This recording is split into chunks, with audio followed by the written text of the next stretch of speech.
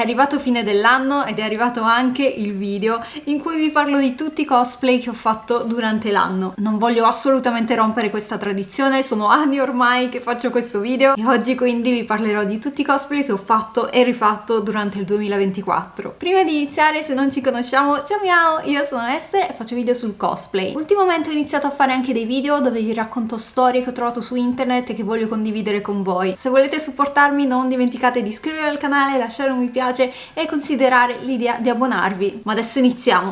Ok, primo cosplay del 2024 è stato un cosplay di Persona 5, Sadayo Kawakami. Ho fatto questo cosplay per togliermi uno sfizio personale, è l'ennesima ragazza di Persona 5 di cui faccio cosplay e Kawakami era proprio quel personaggio che più sentivo affine a me, è assurdo da dire ma è così, e quindi volevo anche solo fare una prova e farci delle foto in casa. È stato molto divertente e per fortuna è stato apprezzato come cosplay, mi fa molto piacere questa cosa. Un altro cosplay che ho fatto giusto per togliermi uno sfizio è stata Mini Yaemori di Rent a Girlfriend. Ecco, dovete sapere che ho un problema con Rent a Girlfriend, mi piace pur sapendo che fa schifo e Yaemori era l'unica ragazza del cast di Rent a Girlfriend che mi mancava. Sì, ho fatto cosplay di tutte le altre, ho un problema. Stavolta però mi sono impegnata un po' di più perché ci ho fatto ben 2 versioni diverse, assolutamente non necessaria come cosa. Ho fatto cosplay sia della versione tenuta da casa, quella con la felpa, sia la versione di una copertina in cui fa il debutto, in cui ha un vestito da poliziotta. È una cosplayer anche lei. Devo dire che Yaemori è un personaggio molto interessante, ma non siamo qua a parlare di Enter Girlfriend, mai sia. Posso dire comunque che la parrucca nera con l'extension blu mi piace un sacco, non pensavo ma è molto carina. Il prossimo cosplay di cui parlo per me è stato come realizzare un sogno. Si tratta di Madoka Kaname di Puella Magi Madoka Magica. L'ho fatta a Noveggio invernale con Andrea che faceva Omura. Sono anni che ho in programma questo cosplay e per chi non lo sapesse, Madoka è il mio anime preferito. Amo tutto di Madoka e ho fatto anche cosplay di altri personaggi della serie, tipo Mami, Nagisa, Kyoko.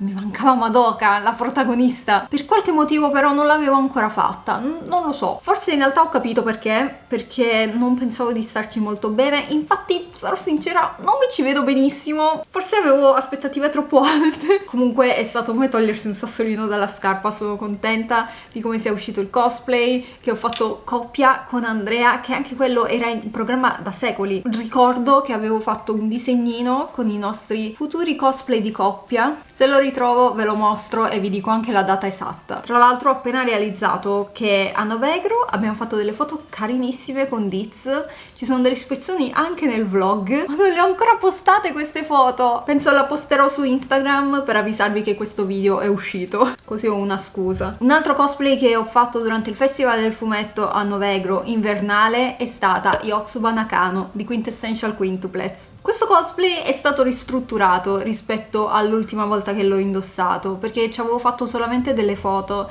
e dei video in casa. Io amo Yotsuba e per fortuna mi ci vedo anche nel suo cosplay, quindi volevo portarlo ad un livello successivo, modificare cose che non mi piacevano, renderlo un po' più carino. Questo era l'obiettivo. Poi all'ultimo mi sono resa conto che la giacca non era uguale a come me la ricordavo. Col fatto poi che faceva freddo avevo bisogno di questa giacca, però mancano dei dettagli bianchi. Questa cosa mi fa un po' innervosire, devo ammettere, perché ho usato semplicemente una giacca nera che avevo e che avevo utilizzato, ora che ci penso, per il cosplay di Kobeni, di Chainsaw Man. Quindi letteralmente una giacca nera a caso. Vabbè, sicuramente la riporterò e sicuramente aggiusterò questi dettagli che mi danno troppo fastidio. Yaemori non è stato l'unico cosplay di Rent a Girlfriend che ho fatto quest'anno, perché ho deciso di riportare Chizuru. Anche lei è uno di quei cosplay che avevo fatto solamente per farmi delle foto in casa, ma ho deciso di riportarla perché volevo partecipare ad una fiera del fumetto a Milano che, guarda caso, prevedeva lo sconto per i cosplayer. Così mi sono messa qualche giorno prima di questa fiera e mi sono detta: qual è un cosplay super semplice,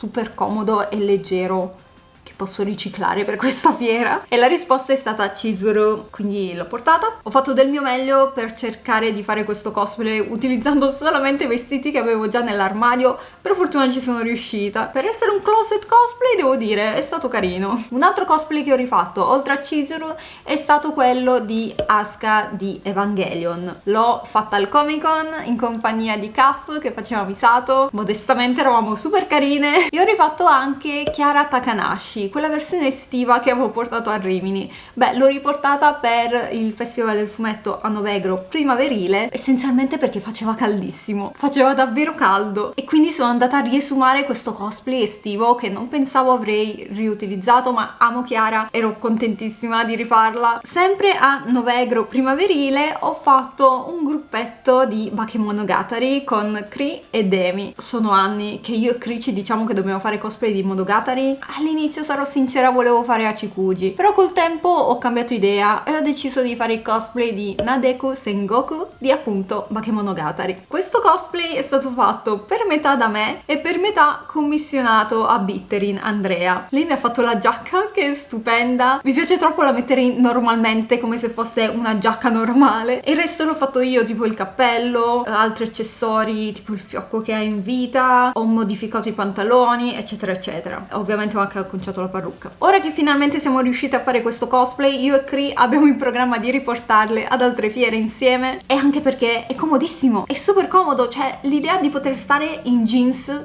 in fiera mi fa volare. L'anno scorso, proprio mentre facevo questo tipo di video, vi avevo detto che a Rimini Comics d'ora in poi avrei fatto solo cosplay in costume da bagno, perché fa troppo caldo ed è impossibile girare con un cosplay vero e proprio. Non sono stata molto coerente e ora vi spiego perché. Un giorno ho fatto cosplay di Yotsuba in costume da bagno. Mi ha ispirato questa figure e questo costume verde che aveva, quindi ho cercato di trovarne uno più simile possibile. Me la sono cavata così e non mi pento della scelta del costume da bagno perché faceva caldissimo. Il problema è che il giorno dopo mi ero fissata che volevo fare un altro cosplay, per un motivo ben specifico. Il mio secondo cosplay di Rimini Comics è stata Marin Hosho di Hololive. La lore di questo cosplay è che andava avanti da un bel po'. Ho sempre voluto fare cosplay di Marin, ma nessun costume mi convinceva appieno. Ero indecisa se commissionarlo o aspettare che prima o poi sarebbe uscito, perché Marin insomma è una delle più popolari come VTuber in generale. Beh, per fortuna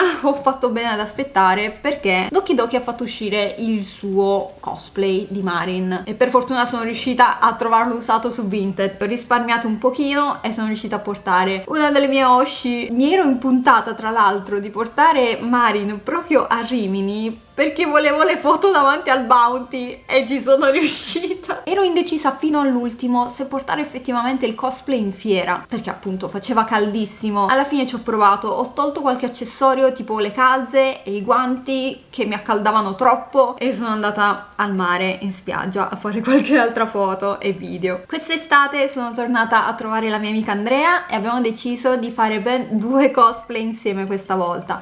Il primo me l'ha proposto lei e il secondo gliel'ho proposto io. Quindi il primo è stato Satoko Hojo di Higurashi no Nakukoro ni. Ho accettato immediatamente la sua proposta perché amo Higurashi e amo Satoko. So che non è un personaggio molto amato, ma io sono anni che ci faccio il suo cosplay e questa volta gli ho commissionato il vestito verde di Satoko perché era tipo il mio sogno nel cassetto. Ho sempre fatto la versione con la camicetta e i pantaloncini, ma quel vestitino verde è sempre stato un mio desiderio proibito perché non si trovava da nessuna parte, quindi me l'ha cucito lei ed è uscito benissimo, mi piace un sacco. Siamo state a impazzire sui dettagli perché cambiavano da illustrazione a illustrazione, ma secondo me è uscito perfetto, mi piace troppo. Io ho fatto Satoko, lei ha fatto Rika e siamo andate a fare delle foto in pineta. Il giorno successivo abbiamo fatto invece cosplay di Shikanoko no Kono Koko Shitantan. Io facevo Shikanoko e lei Koshtan. Questo questo cosplay è stato un meme vivente. C'era quel periodo in cui andava fortissimo quest'anime, penso che ormai sia stato piuttosto dimenticato dalle persone, ma la ricordavate l'opening? Ecco, abbiamo fatto un sacco di video stupidi in quel cosplay,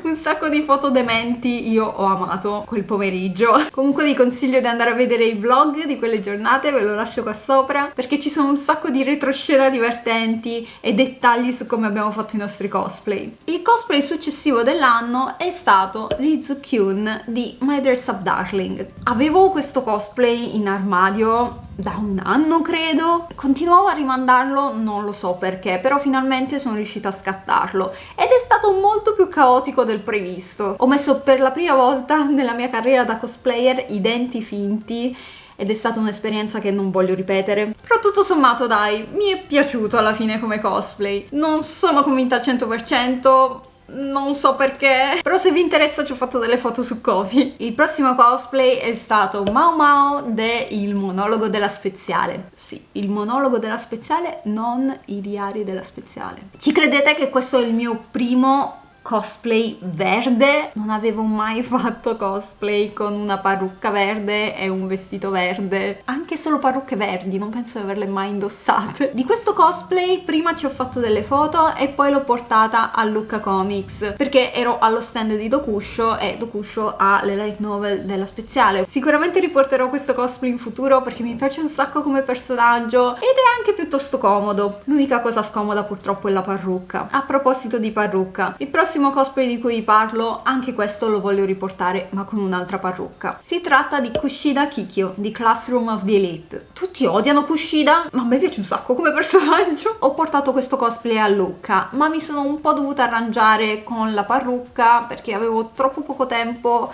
e non sono riuscita a prenderne una nuova. Conto però di riportarlo perché vorrei farci delle foto un po' più carine, dato che durante la fiera ho solo questo selfie e con lei chiudiamo i cosplay di quest'anno. In realtà voglio fare delle foto natalizie, ma nel momento in cui sto girando questo video non le ho ancora fatte. Quindi nel caso adesso arriverà Estere del futuro a dirvi che sono riuscita a fare un altro cosplay, altrimenti niente. Grazie mille per essere arrivati fin qui, fatemi sapere con un commento qual è il cosplay che più vi è piaciuto tra questi che ho fatto, oppure parlatemi dei vostri cosplay del 2024, sono curiosa di sentirli. Nel mio prossimo video darò un voto a tutti questi cosplay, non perdetevelo. Noi ci vediamo alla prossima, ciao ciao!